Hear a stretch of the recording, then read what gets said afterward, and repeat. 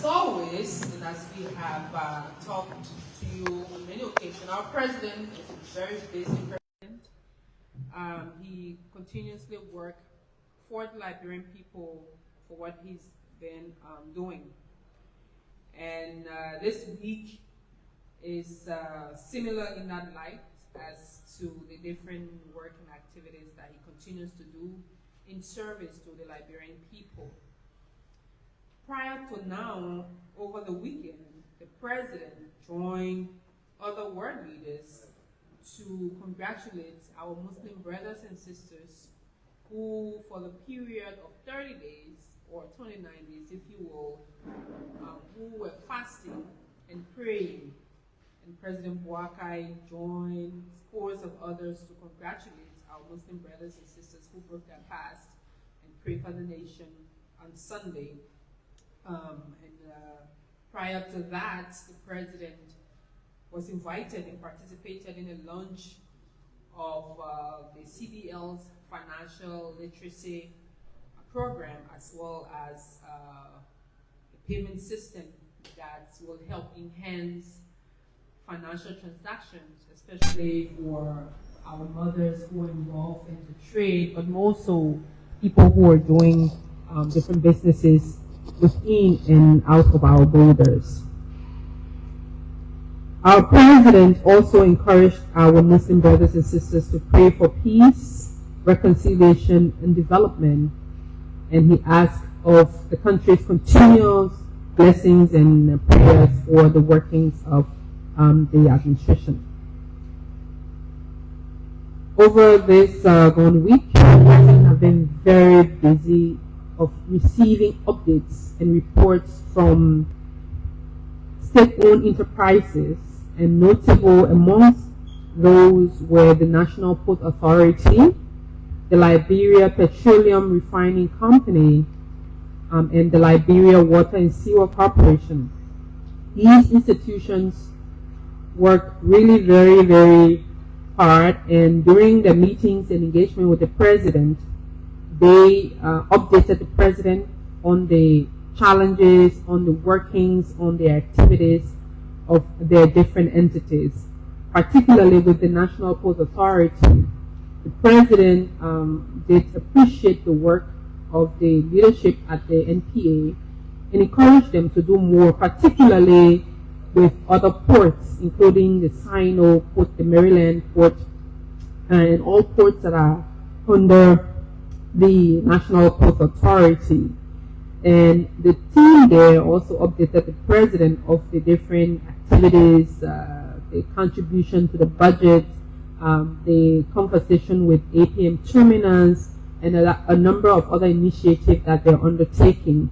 More importantly, they highlighted the need for working transparently with different partners that are supporting and working with our ports. Additionally, the Liberia Petroleum Refining Company met with the team, the leadership and the board met with the president to give updates and report to the progress, the challenges within the sector. And the president was briefed as to the workings that have been happening, particularly so with the current state of the petroleum market, both internally and externally. And the president also was appreciative of their work so far and asked that they do more in terms of ensuring that petroleum products are made available to the Liberian population, but also to keep the public informed as to issues, challenges, and new changes within the sector.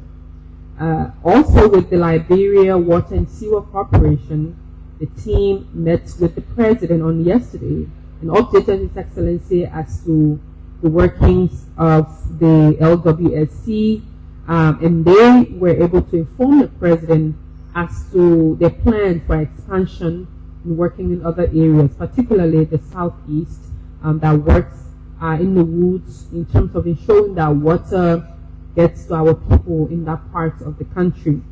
Also Central Liberia, including Grand Bassa, as well as Bon County, are all part of the next phase that they're working on, inclusive of the Southeast Range, Sino, and Nimba. The president is really happy so far of the workings of the Liberia Water and Sewer Corporation, and he did express that to the management team, especially also with the notable and groundbreaking efforts in Buffalo County of the recent transformation in terms of ensuring that water gets to Buffalo. Because when he talks about the issues of bread and butter, when he talks about the need for bringing transformation to our people, those projects, those activities, taking services to our people in that part of the country, especially so ensuring that the water is able to serve our mothers in the market, the health facilities,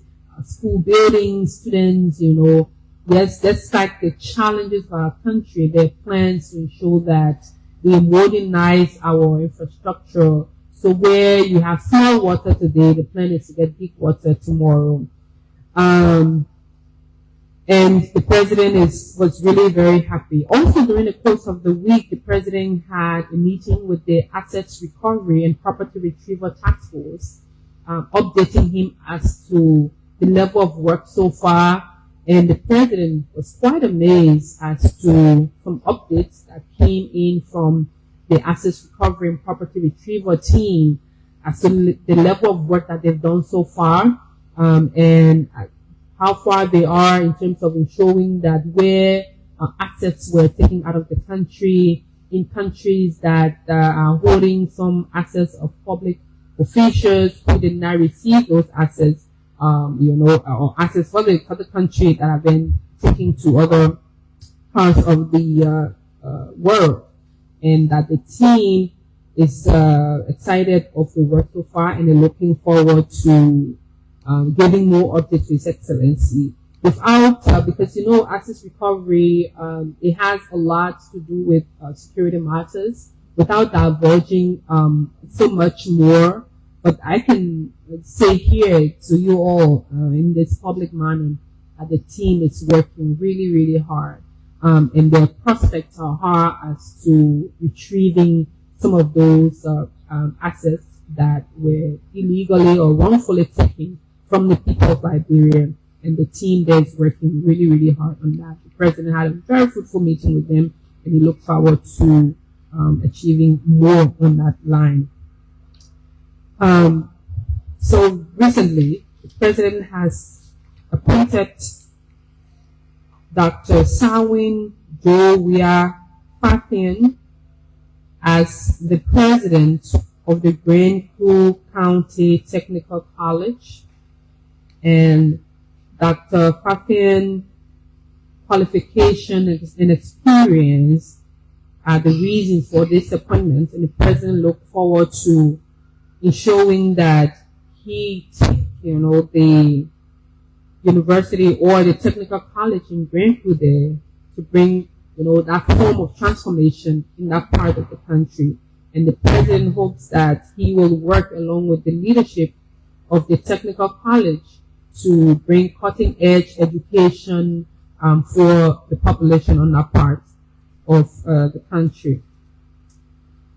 On tomorrow, His Excellency will visit Grand Bassa County in Buchanan, where he is expected to go and join the Senate Pro Tempore, the president of the Senate Pro Tempore, Madam Yongbi Kanga Lawrence, and her father, as the commemorate his celebration, as well as after Grand Bassa, he's going to come back to review a project that's ongoing in Margibi, and finally he will attend the Lo-Fi County activities that will be happening at the ministerial complex, where citizens of that county working really hard to transform the landscape of sports, bringing, as you know, Lo-Fi County did win this year's county sports meet, and they're looking forward to their celebration.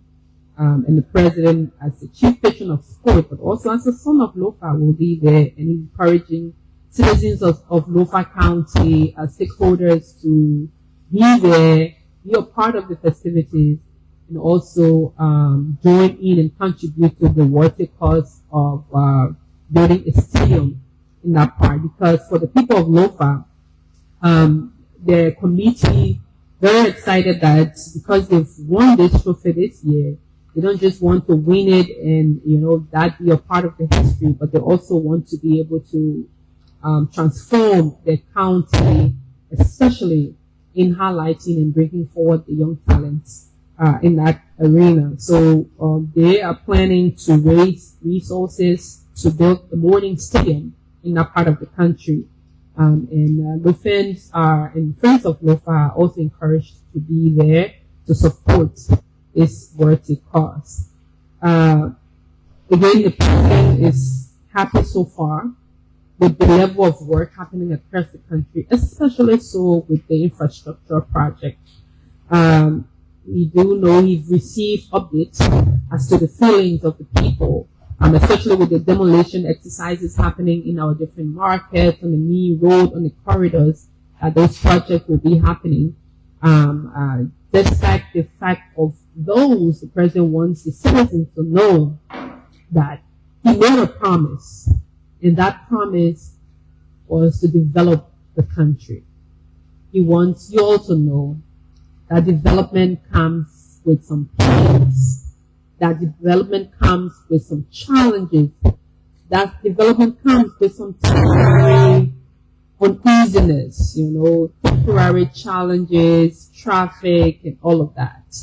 He requests that you all bear the little pinch so that tomorrow you will rejoice and that you will be able to ride on roads, you'll be able to go to places, you'll be able to bring your goods and services to and from different locations, and that you will be able to benefit from your craft. That his commitment to this country is unwavering. His commitment to infrastructure development is unwavering. His commitment to agriculture, to education, to all the key sectors that are necessary for the development of our country, that he is clear on that. So you should all understand and bear with him and bear with the administration. Take the pinch today so that tomorrow we all will benefit and all of us will see a country that we will all admire, a country that we will all be happy to call home. Thank you all so far. Good afternoon, and I look forward to taking your questions. Thank you.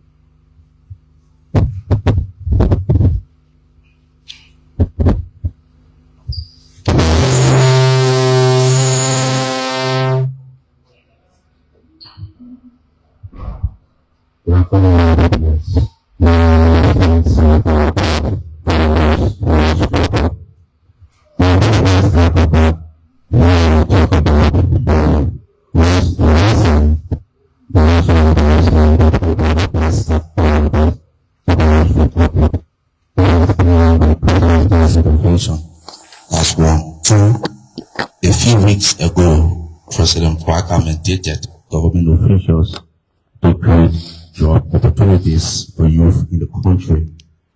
Have officials of government complying with the president's mandate? Thank you. Good afternoon. I'm Kevin B. Johnson, and I write for the Universe's newspaper. Madam President, yes, there have been a lot of speculations concerning the president's new vehicle.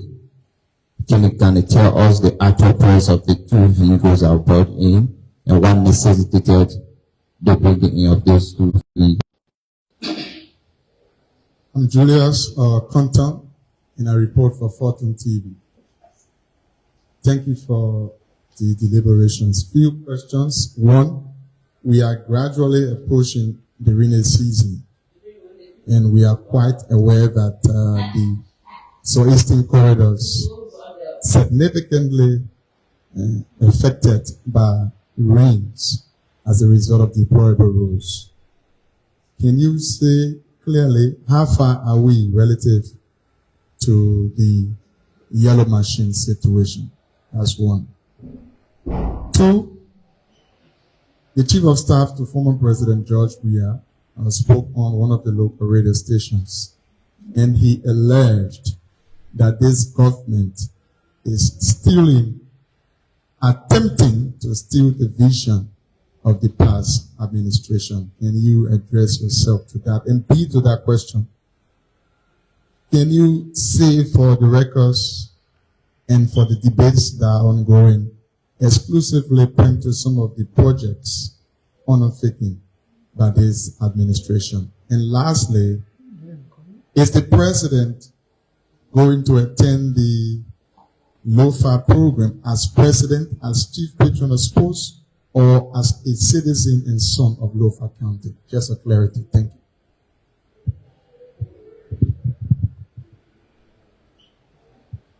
Thank you very much. On the question of the electricity outage that happened at the Roberts International Airport, of course it was embarrassing.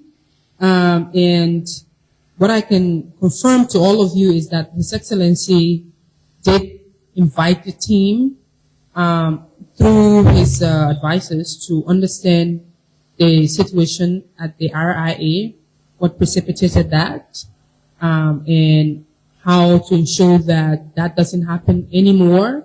Because besides it being embarrassing, it's risky, security-wise, and also even safety-wise. You cannot have the major international airport of our country going dark for even a second. So the team there, they did inform the president on the challenges, but they're also, the investigation is actually ongoing as to the main reasons, because yes, sometimes what you hear, what you see in the immediacy is just the symptoms. So the team that was constituted, they will give the president full briefing as to the totality of the challenges and the reasons, and then solutions will be brought forward. As to whether the officials are complying in terms of employing young people, like I mentioned in maybe previous press briefing, that yes, there are a number of initiatives that are ongoing as we speak, besides the temporary job creation. The Ministry of Youth and Sports have highlighted a major program that they're working on, will soon be coming out or coming to life, where this will help young people across the country, not just Montserrat, or not just few, but a number of young persons who will be able to do, different work. So yes, the president is really very keen on finding jobs. Jobs are made available for majority of our population, that is the young people. As to speculation of the vehicle,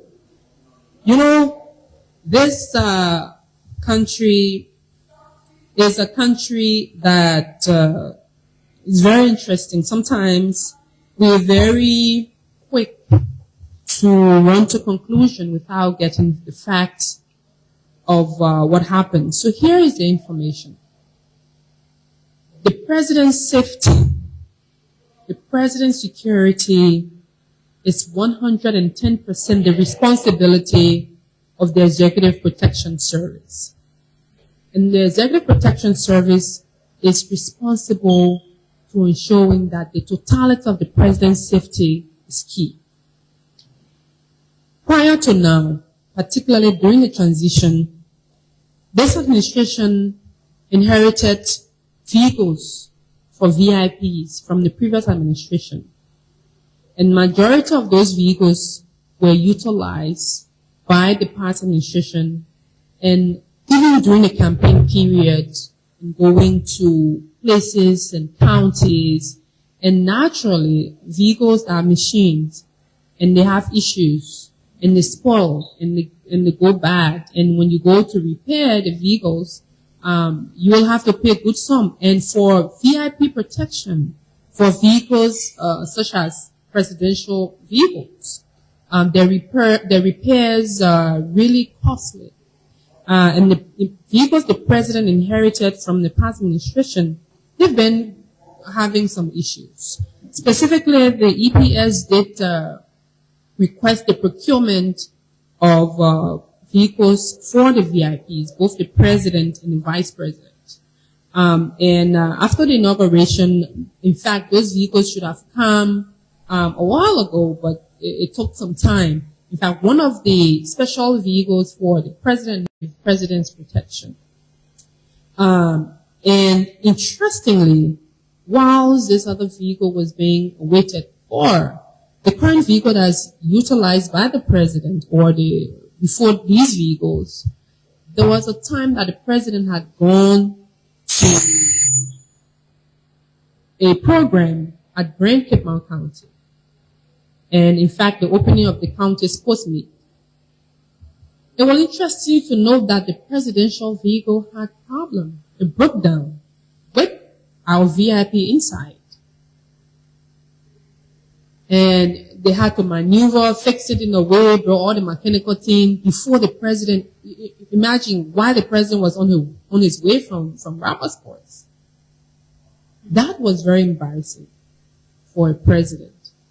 And that since this vehicle or these vehicles were being waited on when it came, EPS advised the president to be able to utilize these vehicles because for the president's own security.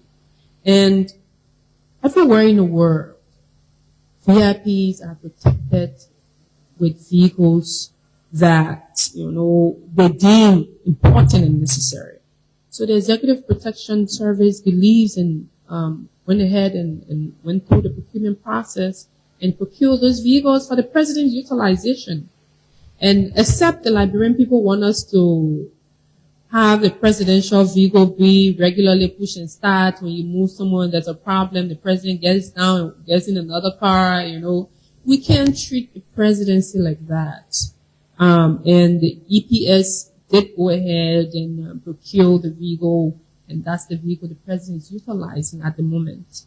And I just hope that this will really, bring to conclusion all the, back and forth around vehicles. And the vehicle, actually, it is not for the president. The vehicle procured are for the state, the country, their property of Liberia. When the president's tenure ends, he will turn everything over, the administration will turn everything over to the new team. So it's important for people to know that the president's protection, the president's security, the president's safety is key and is paramount for the Executive Protection Service. And as they deem that necessary, that's how they procure the vehicle. On the issue of the roads, especially in the southeastern corridor, yes, we are in a country where we have 2 seasons. We have the rainy season and the dry season. And it's quite unfortunate that we may not be able to do all the roads one stretch, one time, and then everything will be fine. Road construction takes time. And it's not hurry bus transfer. Even the financing, the identification of the financing, the negotiation, even the review, of the plan, the utility lines and different things. So road construction is not let there be road and there are roads. So there will be some times that we will have to deal with the rain season and the bad road. Yes, however, with the conclusion of negotiations and conversation of the yellow machine, we're hoping that they are able to be here in time, well in time that they're able to be deployed in the different counties and during the rains, and they can make the road passable until when the rain subsides, the project continues. But yes, the conversation around the yellow machine, like I mentioned to you all before, that is an active conversation. Preparations are on the way. The conversation near conclusion. And once we conclude all of the things we need to, you all will see the yellow machine coming, and they will be deployed in the counties, and active work as to maintenance of our roads, will continue. In terms of the stealing of vision of the past administration, sometimes I really try my best as possible not to get into the triviality of things. I try my best to really stay the course and focus primarily on important things and things that matter for the Liberian people. But I did listen to Mr. Eugene Nangme and some of his comments against the current administration and his wild claims. Sometimes when you listen to people like Mr. Nangme, you really try to either cringe or it's quite an interesting to serve multiple administration, especially serve Madam Sirleaf in many roles.